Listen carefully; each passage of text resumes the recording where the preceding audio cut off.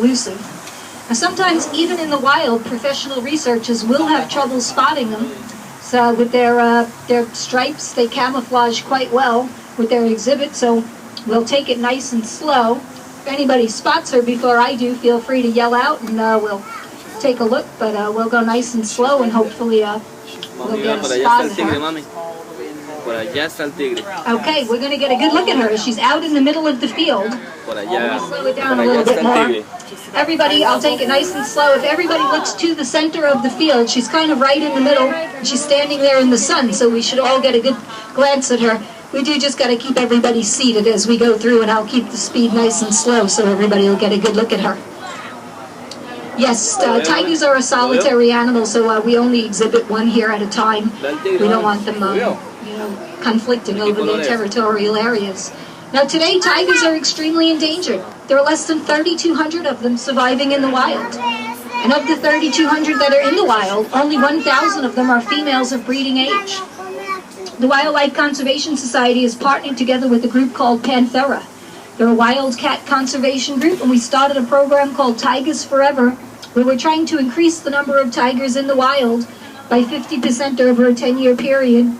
We certainly hope that that program continues to be successful, as we would hate to ever imagine a world without tigers in the wild. So we work our way down the hill. We're going to get a really close-up look at the gaur. We're pretty much all right down here on the bottom of the hill. In fact, that biggest guy, the one at the very bottom, the really great big one, he's our alpha male of the gaur herd. We call him Eddie Gower. He's the proud father of 9 calves that were actually born here at the zoo. Now we finally caught up with the back end of our very first exhibit. And we're going to get a look at the axis deer that are laying along the fence line there. The axis deer are the only deer that will retain their white spots for their entire life. We've exhibited them here at the Bronx Zoo since 1899. Now, as we work our way down the hill, we finally caught up with the Barasingha deer. The Barasingha deer get their name in the Hindi language as Barasingha means 12 tine, and they can have 12 points on their antlers. And they're also referred to as swamp deer, as they prefer the swampy area, so they're quite content hanging out down there in the muddy area of the road there. Now, the next animal that we're going to be on the lookout for is a wild pig, and he's called a babirusa. And he has a tusk, well, the male does anyway, that erupts from the top of his snout and curves backwards towards his eyes.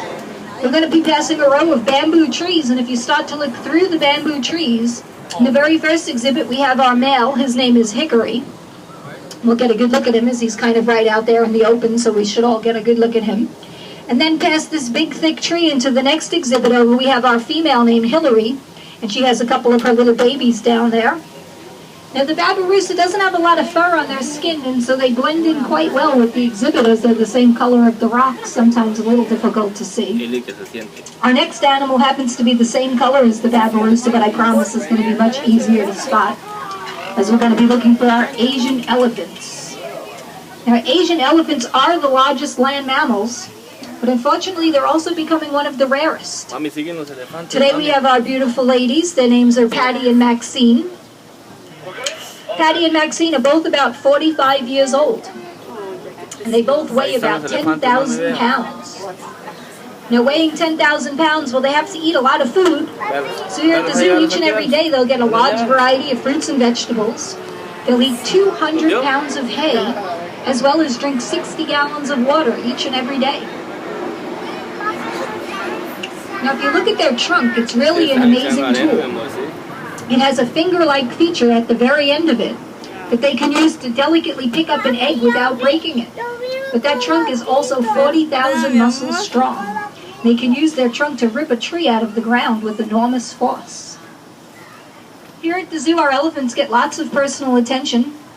They get weekly spa baths and pedicures. Now, the next animal that we're going to be looking for is another very endangered species. We're going to be looking for an Indian rhinoceros. Today, there are only about 2,000 rhinos surviving today in India. And it looks like our rhino Ella is going to be on the other side of the field.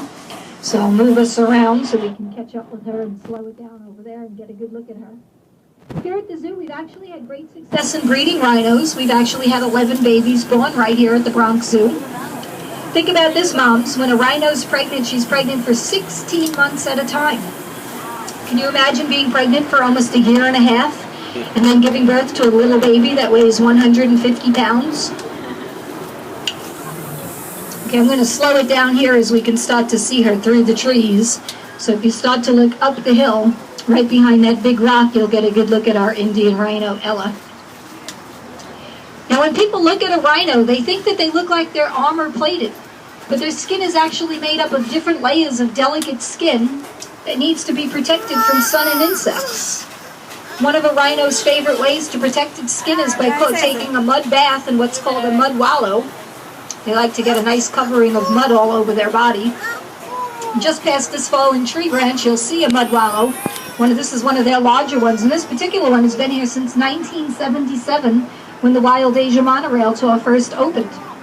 So it started out as quite a little puddle, and many rhinos have helped to enlarge it to the size that it is today.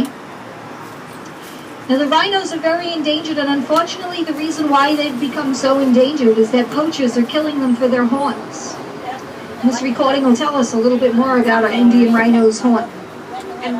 The horn of a rhinoceros is very different from that of a goat or antelope. It is not attached to the skull. Rhino horn is made from compressed keratin fibers, the same material that is found in fingernails and hair.